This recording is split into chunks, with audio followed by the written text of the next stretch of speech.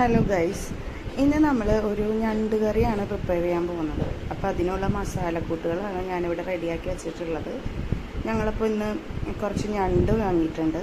വാങ്ങുമ്പോൾ ഇതിന് നല്ല ജീവനൊക്കെ ഉണ്ടായിരുന്നു കേട്ടോ. ഇപ്പോൾ അതിൻ്റെ ജീവനൊക്കെ പോയി, ചത്തു. ഇനി നമ്മളിതിനൊന്ന് കഴുകി വൃത്തിയാക്കണം. അതാണ് അടുത്ത സ്റ്റെപ്പ്. ഞണ്ട് നന്നാക്കാൻ ഭയങ്കര പാടാണ്. അപ്പോൾ നമ്മളതൊന്ന് നല്ല രീതിയിൽ ക്ലീൻ ചെയ്തെടുക്കുകയാണ് അടുത്ത പ്രോസസ്സ് നമ്മൾ ചെയ്യേണ്ടത്. അപ്പോൾ നമ്മളതിനെ ക്ലീൻ ചെയ്യാൻ പോവാണ് കേട്ടോ. നന്നായി കഴുകണം. അതിൻ്റെ കാലുകളെല്ലാം നമ്മൾ ചെറിയ ചെറിയ കാലുകളെല്ലാം നമ്മൾ പെട്ടെന്ന് അതിനെ മുറിച്ച് കളയുക. പിന്നെ അതിൻ്റെ നമുക്ക് ഉള്ളിൽ അതിൻ്റെ വേസ്റ്റൊക്കെ ഉണ്ട്. അത് നമ്മൾ അതിനെ തുറന്ന് അതിൻ്റെ അകത്തു നിന്ന് വേസ്റ്റൊക്കെ എടുത്ത് കളഞ്ഞ് വൃത്തിയാക്കിയിട്ടുണ്ട്. അതിനുശേഷം നമുക്കിതിന് വേണ്ടുന്ന ഇൻഗ്രീഡിയൻസ് നമ്മളിവിടെ റെഡിയാക്കി വെച്ചിട്ടുണ്ട്. ഉള്ളി, സവാള. ഞാൻ ഉള്ളി ഇതിനകത്ത് അധികം ഉപയോഗിക്കുന്നില്ല. ഞണ്ടിന് സവാളയാണ് കുറച്ചും കൂടി നല്ലത്. അപ്പോൾ ഞാൻ ഉള്ളി എടുത്ത് വെച്ചിട്ടുണ്ട്. പക്ഷേ ഉള്ളി ഞാൻ ഉപയോഗിച്ചിട്ടില്ല ഇതിനകത്ത് കേട്ടോ. അപ്പോൾ നമുക്ക് ആവശ്യമുള്ള തക്കാളി, ഇഞ്ചി, വെളുത്തുള്ളി അങ്ങനെയുള്ള സാധനങ്ങളെല്ലാം നമ്മൾ റെഡിയാക്കി ഇവിടെ വെച്ചിട്ടുണ്ട്. ഇനി ഇതെല്ലാം ഇഞ്ചിയും വെളുത്തുള്ളിയും എല്ലാം നമുക്കൊന്ന് പേസ്റ്റ് ആക്കി എടുക്കണം. അപ്പോൾ അതിനുള്ള എല്ലാ കാര്യങ്ങളും റെഡിയാക്കിയിട്ടുണ്ട്. അപ്പോൾ നമുക്കിനി ഈ ഞണ്ട് കഴുകിയത് നമുക്ക് ഒരു പാത്രം വെച്ചിട്ട് ആ പാത്രത്തിലേക്ക് നമുക്ക് ഓരോന്നായിട്ട് എടുത്തിടാം. അപ്പോൾ അതിൻ്റെ കൈയും കാലൊക്കെ ഒന്ന് ഒടിയാതെ നോക്കണം. അപ്പോൾ അതൊക്കെ എടുത്തിടണം. കാരണം നമുക്ക് ഒരു കഴിക്കുമ്പോൾ ഒരു ഭംഗിയിൽ കഴിക്കാൻ വേണ്ടിയിട്ടാണ് ഞാനിതിങ്ങനെ ചെയ്തിട്ടുള്ളത്. ചിലവരത് കട്ട് ചെയ്താണ് ഇടാറുള്ളത്. ഞാനത് കട്ട് ചെയ്തിട്ടില്ല. ഞാനത് ഞണ്ടിൻ്റെ കാല് രണ്ടും കട്ട് ചെയ്യാണ്ടും നടുവേ മുറിക്കാണ്ടുമാണ് ഞാനിപ്പോൾ ഞണ്ട് വേവിക്കാൻ പോണത്. അപ്പോൾ അതിനാവശ്യമായിട്ടുള്ള വെള്ളം, ഒരുപാട് വെള്ളം നിറഞ്ഞു നിൽക്കുന്ന രീതിയിൽ വേണ്ട, എന്നാലും ഏകദേശം ആ ഞണ്ടിൻ്റെ അളവിലുള്ള വെള്ളം ഒഴിക്കുക. പിന്നെ നമ്മൾ അതിനകത്തേക്ക് കുറച്ച് ഉപ്പ്, ആവശ്യത്തിനുള്ള ഉപ്പ്, അതായത് ആ ഞണ്ടിന് ആവശ്യമുള്ള ഉപ്പിട്ട് കൊടുക്കുക. ഉപ്പിട്ട് വേവിക്കുക. ഞാൻ അങ്ങനെയാണ് ചെയ്യണത്. പിന്നെ കുറച്ച് നമ്മൾ മഞ്ഞൾപ്പൊടി ഇടുക. അപ്പോൾ അതിൻ്റെ നമുക്ക് എന്തെങ്കിലും ഇൻഫെക്ഷനും കാര്യങ്ങളൊന്നും ഇല്ലാണ്ടിരിക്കാൻ വേണ്ടിയിട്ടാണ് ഞാൻ ഇങ്ങനെ ചെയ്യണത്. അപ്പോൾ കുറച്ച് മഞ്ഞൾപ്പൊടിയും കൂടി തൂകി കുറച്ച് നന്നായിട്ടൊന്ന് ഇളക്കി കൊടുക്കുക. ഇളക്കിയതിന് ശേഷം നമുക്കിത് മൂടി വെച്ച് വേവിക്കാം. നന്നായി ഒന്ന് ഇളക്കിയതിന് ശേഷം മൂടി വയ്ക്കാം കേട്ടോ. അപ്പോൾ നമ്മുടെ ഞണ്ട് ഒരു സൈഡിലിരുന്ന് വെന്തോളും. നമ്മൾ നന്നായിട്ട് അടച്ച് വെച്ച് വേവിക്കണം. കാരണം എന്താണെന്ന് വെച്ച് കഴിഞ്ഞാൽ ഞണ്ട്, കക്കിറച്ചി അങ്ങനെയുള്ള സാധനങ്ങളൊക്കെ നന്നായി വേവിച്ച് കഴിക്കണം, അല്ലെങ്കിൽ അത് വയറിന് നല്ലതല്ല.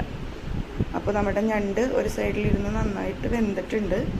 ഇപ്പോൾ കണ്ടില്ലേ, അത്യാവശ്യം അതിൻ്റെ മാംസമൊക്കെ നന്നായി വെന്ത് വന്നിട്ടുണ്ട്.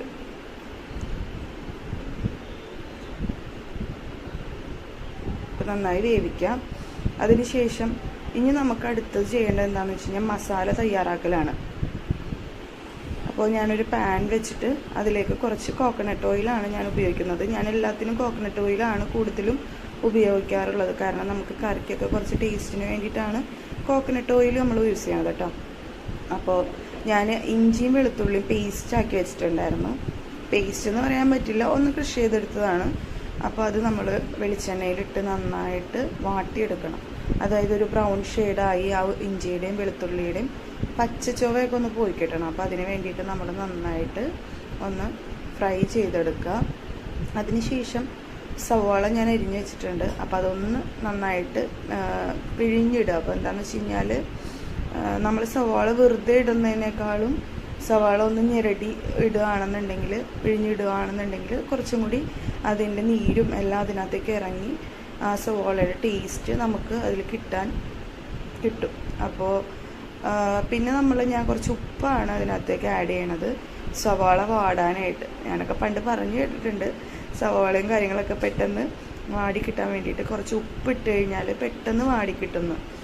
അപ്പോൾ സവാളയും ഒരു ബ്രൗൺ ഷെയ്ഡ് ആയതിനു ശേഷമാണ് നമ്മൾ ഇതിനകത്തേക്ക് പൊടിയെല്ലാം യൂസ് ചെയ്യണത്.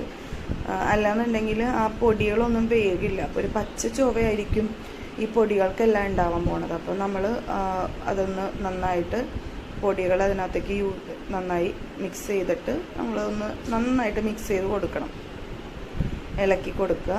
ഞാനിപ്പോൾ ഇതിനകത്തേക്ക് മുളക് പൊടി ഇടുന്നുണ്ട്, കുരുമുളക് പൊടി ഇടുന്നുണ്ട്, മസാലപ്പൊടി ഇടുന്നുണ്ട്, മല്ലിപ്പൊടി ഞാൻ കുറച്ചേ ഇട്ടിട്ടുള്ളൂ, പിന്നെ കുറച്ച് മഞ്ഞൾപ്പൊടി ഇടുന്നുണ്ട്. അപ്പോൾ ഇത്രയും മസാലകൾ മാത്രമേ ഞാൻ ഇതിനകത്ത് ഉപയോഗിക്കുന്നുള്ളൂ. പിന്നെ മസാല ഞാനിവിടെ വീട്ടിൽ തന്നെ ഉണ്ടാക്കുന്ന മസാലയാണ്, ഒന്നുമില്ല, ജസ്റ്റ് ജീരകം, വലിയ ജീരകവും കുറച്ച് 2-3 ഏലക്കായും കൂടി ചേർത്ത് പൊടിക്കും. ചിലപ്പോൾ ഞാൻ കുരുമുളകും പൊടിച്ചതിനകത്ത് ചേർക്കാറുണ്ട്. ഇതിപ്പോൾ ഞാൻ കുരുമുളക് സെപ്പറേറ്റ് ഇട്ടതുകൊണ്ട് ഞാനിപ്പോൾ അതെല്ലാം കൂടി മിക്സ് ചെയ്തു. പിന്നെ നമുക്ക് വേണ്ടത് തക്കാളിയാണ്. തക്കാളി എന്തിനിടുന്നതെന്ന് വെച്ച് കഴിഞ്ഞാൽ കുറച്ചും കൂടി കട്ടിയായിട്ട് നമുക്ക് ആ ഗ്രേവി കിട്ടാൻ വേണ്ടിയിട്ടാണ് തക്കാളി നമ്മൾ യൂസ് ചെയ്യുന്നത്. അപ്പോൾ തക്കാളി നന്നായിട്ട് ഉടച്ചു കൊടുക്കുന്നുണ്ട് ഞാൻ.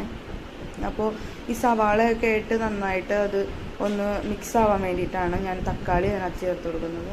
പിന്നെ നമുക്ക് ഗ്രേവി എത്രത്തോളം വേണം എന്നുള്ളത് നമ്മുടെ എല്ലാവരുടെ ആവശ്യമാണ്. ചിലർക്ക് ചാറ് പോലെ വേണം, ചിലർക്ക് കുറച്ച് കട്ടിയായിട്ട് വേണം. നമുക്കത്ര ചാറ് പോലെ വേണ്ട, കാരണം അത് ഞണ്ട് റോസ്റ്റ് ആയതുകൊണ്ട്, ഞണ്ടിൻ്റെ റോസ്റ്റ് ആയതുകൊണ്ട് നമുക്കത്ര കട്ടി വേണ്ട. അപ്പോൾ ഞാനത് കുറച്ച് വെള്ളത്തിൽ ഒന്ന് ഗ്രേവി ആക്കി എടുത്തു. നമ്മൾ അടുത്തത് ഈ വേവിച്ച് വെച്ച ഞണ്ട് ആ ഗ്രേവിയിലേക്ക് മിക്സ് ചെയ്യുകയാണ് ചെയ്യണത്. അപ്പോൾ ഓരോ ഞണ്ടുകളായിട്ട് ഞാൻ അതിനകത്തേക്ക് മിക്സ് ചെയ്യാൻ വേണ്ടി പോവുകയാണ്. അങ്ങനെ മിക്സ് ചെയ്യുക. നമ്മൾ തയ്യാറാക്കി വെച്ചിട്ടുള്ള ആ ഗ്രേവിയിലേക്ക് ഞണ്ട് നന്നായിട്ട് മിക്സ് ചെയ്ത് കൊടുക്കുക. അതായത് ഞണ്ടിൻ്റെ എല്ലാ ഭാഗങ്ങളിലേക്കും ആ ഗ്രേവി എത്തുന്ന രീതിയിൽ നമ്മൾ നന്നായിട്ട് മിക്സ് ചെയ്ത് കൊടുക്കണം. അപ്പോഴാണ് അതിൻ്റെ എരിവും പുളിയും തക്കാളിയുടെ പുളിയൊക്കെ അതിനകത്തേക്ക് നന്നായിട്ട് മിക്സ് ആവുള്ളൂ. അതിനുശേഷം ഞാൻ ഒന്നും കൂടി ഒരു 2-3 മിനിറ്റ് അടച്ച് വെച്ച് വേവിച്ചിട്ടുണ്ട്. അപ്പോൾ ആ ഗ്രേവിയൊക്കെ നന്നായിട്ട് ഞണ്ടിൽ പിടിച്ചിട്ടുണ്ട്. ഇനിയിപ്പോൾ നമുക്ക് ആവശ്യം എന്ന് വെച്ച് കഴിഞ്ഞാൽ ഇത് കഴിക്കുക എന്നുള്ളതാണ്. അപ്പോൾ നല്ലപോലെ മിക്സ് ചെയ്തെടുത്ത് ഞണ്ട് കാണാൻ നല്ല ഭംഗിയുണ്ടായിരുന്നു. കഴിച്ചു നോക്കി ഞാൻ, നല്ല ടേസ്റ്റ് ഉണ്ടായിരുന്നു ഞണ്ട് കഴിക്കാനായിട്ട്. ഞാൻ ആദ്യമായിട്ടാണ് ഞണ്ട് പ്രിപ്പറേഷൻ നടത്തുന്നത്. കണ്ടിട്ടുണ്ട് അമ്മയൊക്കെ വീട്ടിലുണ്ടാക്കുന്നത്, പക്ഷെ ഫസ്റ്റ് ടൈമാണ്. പക്ഷെ നല്ല ടേസ്റ്റ് ഉണ്ടായിരുന്നു. നിങ്ങളും ഇതുപോലെയൊക്കെ ഒന്ന് ഞണ്ട് കറി ഉണ്ടാക്കി നോക്കുക. കാരണം നല്ല ടേസ്റ്റുള്ള ഞണ്ട് കറി ആയിരുന്നു ഇങ്ങനെ ചെയ്തപ്പോൾ. ഒരുപാട് ചാറോട് കൂടി എടുക്കുന്നതിനേക്കാൾ നല്ലത് നമ്മൾ കുറച്ചും കൂടി കട്ടിയുള്ള ഗ്രേവിയിൽ എടുക്കുന്നതാണ് നല്ലത്. പിന്നെ ഗാർണിഷ് ചെയ്യാൻ വേണ്ടി ഞാൻ 2 കറിവേപ്പിലയൊക്കെ ഇട്ടു. ചിലവർ കറിവേപ്പില നേരത്തെ ഇടും, കാരണം എനിക്ക് ആ ടൈമിൽ കറിവേപ്പില കിട്ടിയില്ലായിരുന്നു. പിന്നെ നമ്മുടെ വീട്ടിലുണ്ടായിരുന്ന ചെറിയ മരത്തിലുണ്ടായിരുന്ന കറിവേപ്പിലയൊക്കെ എടുത്ത് ഞാൻ ജസ്റ്റ് ഒന്ന് ഗാർണിഷ് ചെയ്തു. പക്ഷെ എന്തെന്നായാലും നല്ല ടേസ്റ്റ് ഉണ്ടായിരുന്നു. എല്ലാവരും പരീക്ഷിച്ച് നോക്കുക കേട്ടോ.